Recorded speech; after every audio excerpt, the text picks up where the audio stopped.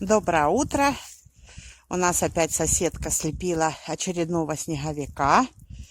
Вот такой стоит красавец, жизнерадостный. Всех поздравляет с Новым годом. Желает здоровья, мира. А у нас вот такая погода. Передавали на сегодня штормовое предупреждение, что будет снег, переходящий в мокрый, потом дождь, гололедица. Вот такая у нас в Горловке погода. А я вышла, иду за хлебом. Дома хлеб испекла вчера белый. Но муж не хочет его есть, потому что у него после больницы повысился сахар после уколов гормональных. И вот иду в магазин, чтобы купить черного хлеба. Вот такая погода зимняя. Но снег уже вот так метет в лицо, не сильно приятно. Снег усиливается, уже видимость, вдалеке уже ничего не видно. Такой уже снежок обильный. Мне на очки тоже надо дворники.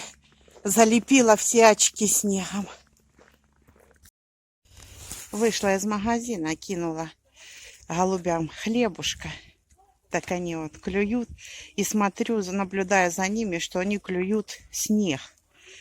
И вот угостила лапкой вот такого товарища. Кушает с удовольствием.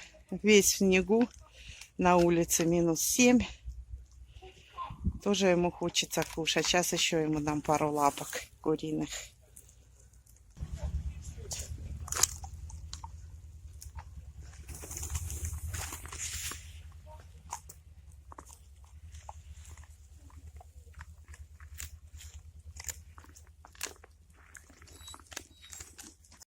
Вот такая заснеженная, краснощекая, я вернулась с магазина.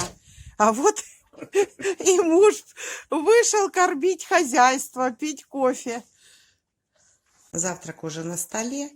Буду приглашать своего любимого мужа завтракать. Это салат из морской капусты с морковкой по-корейски.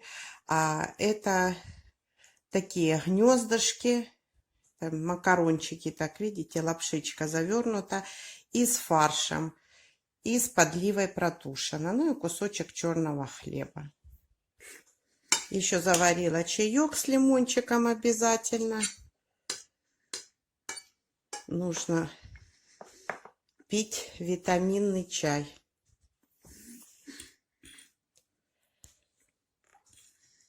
Муж уже завтракает, как он сказал, любовь приходит и уходит, а кушать хочется всегда. Это сказал не я. Это сказал Иванов в передаче «Вокруг смеха» в 80-е годы.